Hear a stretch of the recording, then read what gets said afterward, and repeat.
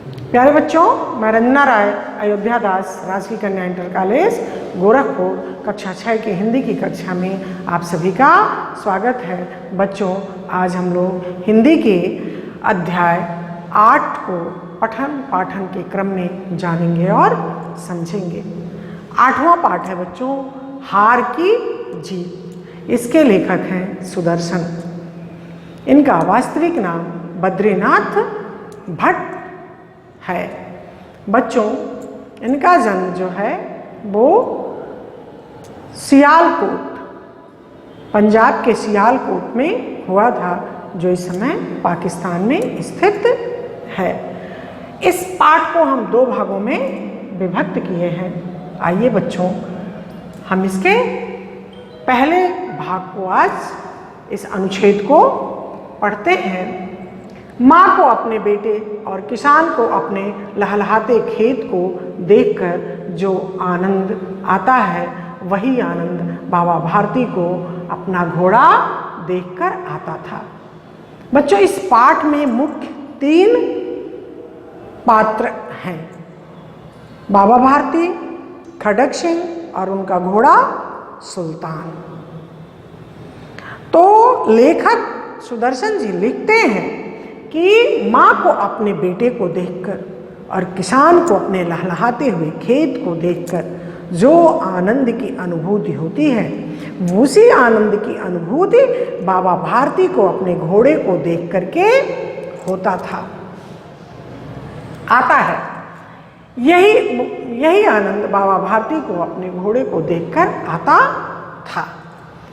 भगवत भजन से जो समय बचता था, वह घोड़े को अर्पण हो जाता था। भगवत भजन, भगवान का भजन। भगवत भजन का अर्थ क्या है बच्चों? भगवान का भजन करने के बाद जो समय बचता था बाबा भारती के पास, उसको क्या करते थे? वो अर्पण दे देते थे। किसको? घोड़े को। और उनको किसी चीज से खास कोई सांसारिकता से कोई मतलब नहीं था। आगे चल के वो लिखते हैं कि हमको इस नगरीय जीवन से क्या हो गया था? घृणा सी हो गई थी।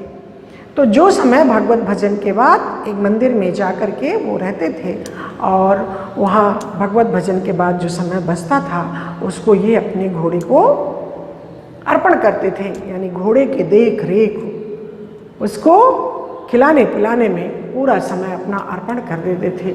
वह घोड़ा बड़ा सुंदर, वह बलवान था। इसके जोड़ का कोई घोड़ा सारे इलाके में न था। वो बहुत ही सुंदर और उतना ही बलवान यानी शक्तिशाली भी था। इसके जोड़ का घोड़ा उस इलाके में और दूसरा कोई न था। बाबा भारती उसे सुल्तान कह करके पुकारते थे। बाबा भारती ने उसका नाम ही रख दिया था। क्या रख दिया था? सुल्तान कह करके पुकारते थे। और अपने हाथ से खरहरा करते और खुद दाना खिलाते और देख रेख कर प्रसन्न होते थे। खरहरा करना, खरहरा बच्चों, जो घोड़े को क्या किया जाता है? नहलाया धुलाया जाता है, उसकी साफ सफाई, उसको सहलाना, उसी को क्या कहते हैं?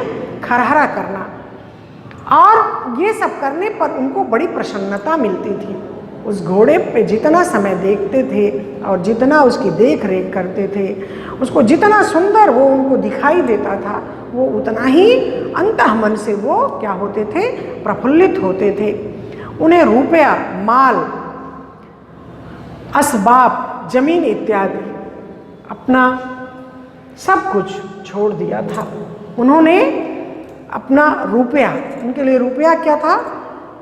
नगण्य था, कुछ नहीं था। माल, सामान, असबाब, सामान, जमीन इत्यादि सब कुछ छोड़ दिया था। यहाँ तक कि उन्हें नगर के जीवन से घृणा थी। नगरीय जीवन, जहाँ सब क्या है बच्चों? भौतिक सुख सुविधाएं हैं। बाबा भारती को ग्रामीण जीवन अच्छा लगता था, प्रकृति की गोद में रहना। वैसे जो भी आध्यात्मिक व्यक्ति है बच्चों, उसे प्रकृति की गोद में ही अच्छा लगता। इस नाते बाबा भारती एक मंदिर में जा कर के एक स्तबल में अपने घोड़े के लिए और अपने लिए एक कुटिया बना करके रहते थे। अब गांव से बाहर एक छोटे से मंदिर में रहते थे और भगवान का भजन करते थे। क्या मैंने पहले ही बता दिया आपसे कि वो गांव से बाहर एक छोटा सा मंदिर था, वहीं रहते थे और भगवान का भजन करते थे। लिखते हैं, मैं सुल्तान के बिना नहीं रह सकूंगा। उन्हें ऐसी भ्रांति सी हो गई थी, इतनी आसक्ति सुल्तान के प्रति हो गई थी जैसे अपने बच्चे के प्रति माँ का होता है, किसान का खेत से होता है। लहलहाता हुआ जब खेत किसान देखता है बच्चों, तो वो बहुत खुश होता है। वो सोचता है कि हमारी मेहनत सफल हो रही है। जैसे माँ अपने बच्चे को देख करके, शिशु तेरी अनुपम छवि निहार, मिल जाता हमको स्वर्ग द्वार। तो वही खुशी बाबा भारती को अपने सुल्तान को देख करके होती थी और वो कहते थे कि इसके बिना तो मैं नहीं रह सकूंगा। और उन्हें ऐसी भ्रांति, ऐसे वो भ्रमित से हो गए थे कि सुल्तान के बिना मैं रह ही नहीं सकता। वे उसकी चाल पर लट्टू थे, जो वो चलता था तो ये क्या हो जाते थे, भाव विभोर हो जाते थे। कहते कि ऐसा चलता है जैसे मोर घटा को देखकर नाच रहा हो। आप जानते हैं बच्चों कि जब काली घटा घिर जाती है तो मोर इतना प्रमोदित होता है, इतना खुश होता है कि नाचना शुरू कर देता है। वैसे ही बाबा भारती इतने लट्टू थे, इतने न्यूछावर थे कि वो कहते थे कि जैसे मोर घटा को देख करके, बादल काली घटा को देख करके नाचता है, वैसे ही इसकी चाल हम देख करके महसूस करते हैं। जब तक संध्या समय सुल्तान पर चढ़कर 8-10 मील का चक्कर नहीं लगा लेते, उन्हें चैन नहीं आता। सुल्तान घोड़े पर बैठ करके जब तक वो 8-10 मील का चक्कर नहीं लगा लेते, तब तक उनको चैन नहीं आता था। सुल्तान उनके क्या बन चुकी थी, एक बहुत जीवन का अभिन्न अंग बन चुका था। उसके बिना वो नहीं रह सकते। बच्चों, यही आइए आगे के पाठ के सारांश को हम आपको बता देते हैं। अगर इस गद्यांश के अनुच्छेद को पूछा जाएगा तो इसकी ससंदर्भ व्याख्या कीजिए, तो आप लिखेंगे कि प्रस्तुत गद्यांश हमारी पाठ्य पुस्तक मंजरी के हार की जीत पाठ से लिया गया है। इसके लेखक सुदर्शन जी हैं।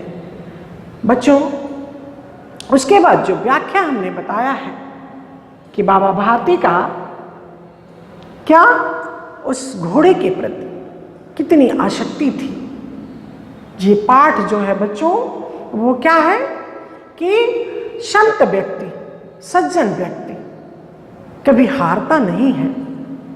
वो अपनी वाणी से, अपनी भावनाओं से, उसे कोई हराना भी चाहे तो वो जीत जाता है। इस पाठ में इसी भावना की अभिव्यक्ति की गई है। आगे एक दिन उस इलाके का बहुत खुखार डाकू था खड़क सिंह। खड़क सिंह ने इस बाबा भारती के सुल्तान की यानी घोड़े की प्रशंसा को सुना। वो देखने के लिए आया।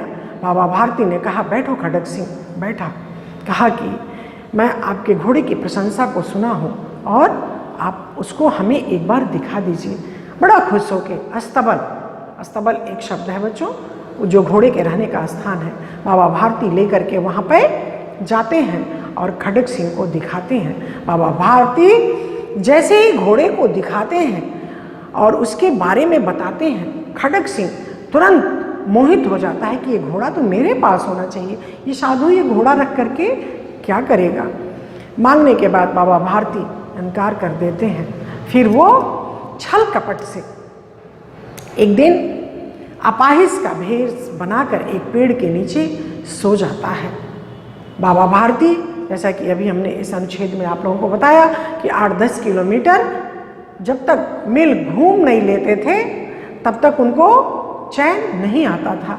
तो एक दिन जैसे ही घूमने के लिए निकले, खड़ग सिंह एक पेड़ की छाया में लेट के कराह रहा था और जैसे ही बाबा भारती गुजरे, आवाज दिया कि मेरे गरीब पर आप दया कीजिए। बाबा भारती तुरंत रुक गए। उसने कहा कि यहाँ से 3 किलोमीटर दूर अमुक स्थान पर हमको जाना है, आप वहाँ पहुँचा दीजिए। बाबा भारती कैसे थे? दयालु थे, सहृदय थे, संत थे। उन्होंने तुरंत, संत का क्या स्वभाव है बच्चों?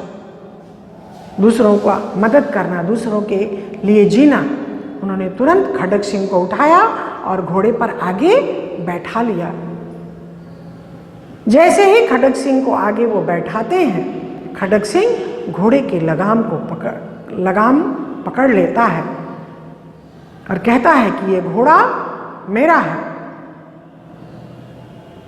और घोड़ा लेकर के वो चल देता है। बाबा भारती उसको आवाज, थोड़े देर तक तो बाबा भारती निस्तब्ध हो गए, ये क्या हो रहा है। लेकिन फिर वो आवाज देते हैं कि खड़ग सिंह, इस घटना को किसी से मत कहना, नहीं तो कोई फिर किसी गरीब, किसी अपाहिज पर विश्वास नहीं करेगा।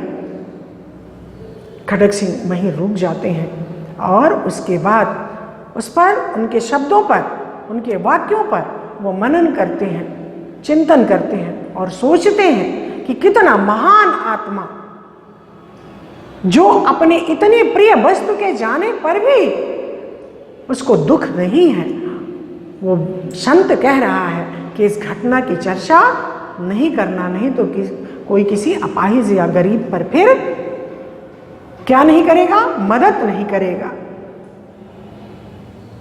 फिर वो रात को फिर खड़ग सिंह घोड़े को लेकर के आते हैं अस्तबल, जिसके लिए जैसे ही जब खड़ग सिंह घोड़ा मांगा था तो बाबा भारती रात भर जग के पहरा देते थे। आज वो इस तबल का दरवाजा खुला हुआ था। खड़ग सिंह लेकर के घोड़े को अंदर प्रवेश कराते हैं और घोड़े को बांधते हैं और चुपचाप चले जाते हैं। बाबा भारती नित्य रोज सुबह उठ के ठंडे जल से स्नान करने के बाद एक बार स्तबल की ओर देखते। किसी की भी जब कोई प्रिय वस्तु जाती है तो स्वाभाविक सी अंतः मन में कहीं न कहीं तो व्यथा, दुख रहता ही है। देखे तो अस्तबल का दरवाजा बंद था और जैसे ही दरवाजे को खोले, उनका प्रिय घोड़ा हिनहिनाने लगा और वो गले से चिपट करके, घोड़े के गले से लग करके खूब रोए और उसको फिर सहलाए। बच्चों, वो संत बाबा भारती जो थे वो हार के भी क्या हो गए, जीत गए। खड़ग सिंह जैसे डाकू के हृदय का परिवर्तन हो गया। इस पाठ से हमें यही शिक्षा मिलती है कि संत व्यक्ति कभी हारता नहीं है। जैसे बाबा भारती हार के भी जीत गए, उनका सुल्तान फिर उनको वापस मिल गया। इस पाठ का सारांश है बच्चों, इस पाठ के सारांश को लिख लीजिएगा। ये अनुच्छेद हमने लिख दिया है, इसका ससंदर्भ आप व्याख्या कर लीजिएगा। आइए कठिन शब्द के अर्थ को देखते हैं। आइए बच्चों, कठिन शब्द के अर्थ को देखते हैं। अर्पण, देना, प्रदान करना या भेंट करना। असबाब, सामान। कृति, यश। अभिलाषा, इच्छा। अस्तबल, घुड़साल या तबेला। सहस्त्रों, हजारों। बांका, सुंदर और बना ठना। बाहुबल, भुजाओं की शक्ति। नाई, तरह या समान। मिथ्या झूठ, कंगाले गरीब या कंगाल, प्रयोजन उद्देश्य, प्रतीक मालूम, पाँव की चाप, पैरों की आवाज़। बच्चों, मैंने अध्याय 8 के भाग 1 को हार की जीत आपको बता दिया है, कठिन शब्द का अर्थ बता दिया, व्याख्या बता दी और पाठ का सारांश बता दिया। आप लोग इसको अपनी कॉपी में कर लीजिएगा बच्चों, और अगली पाठ योजना में पुनः आपसे मिलेंगे।